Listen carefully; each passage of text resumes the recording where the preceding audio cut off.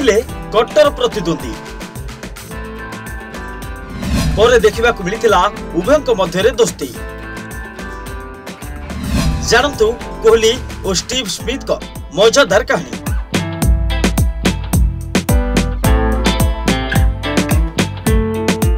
गत 15 वर्ष मध्य विराट कोहली एवं स्टीव स्मिथ क्रिकेट किंवदंती भाव में उभा होती। निकट में जितेबाला Bharat Australia champions trophy semifinal match होता विराट एवं स्मिथ को मध्य बंधुत्वपूर्ण व्यवहार देखा मिलता। किंतु गोटे समय थिला जेतेबाला दुहे परस्पर परम प्रतिद्वंदी थिले। निकट में सोशल मीडिया रे एक वीडियो वायरल होछि जहाँ दर्शाउछि जे वर्ष वर्ष बीतवा सहित उभयଙ୍କ मध्य बंधुता किपरि बढ़िछि। यह 2016 वर्ष थिला जेतेबाला भारतीय दल ऑस्ट्रेलिया गस्त करथिला। प्रथम टी20 मैच एडिलेड रे खेल जायतिला जेउथिरे स्टीव स्मिथ 21 रन करी आउट होइतिले। रविंद्र जडेजा बॉल रे स्टीव स्मिथ को कैच धरितिले विराट कोहली। बॉल धरिबा परे विराट एक हाथ इंगित करथिले जहा बहुत विवाद सृष्टि करथिला।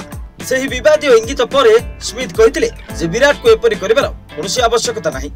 विराट को द्वारा करा जायतिबा इंगित सूचाई देउथला जे से मैच समय स्मिथ को बारंबार स्लेजिंग रे खुशी नथिले। गत मंगलवार दिन चैंपियंस ट्रॉफी 2025 रो सेमीफाइनल मैच भारत एवं ऑस्ट्रेलिया मध्य खेल जायतिला।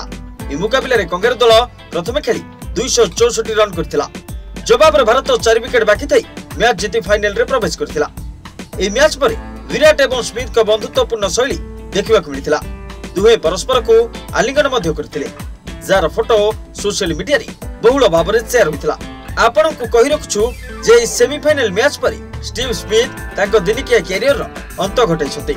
से ओडीआई क्रिकेट रो अवसर नै सेरछथि किंतु टी20 एवं टेस्ट मैच पई उपलब्ध रहिबे। Report headline.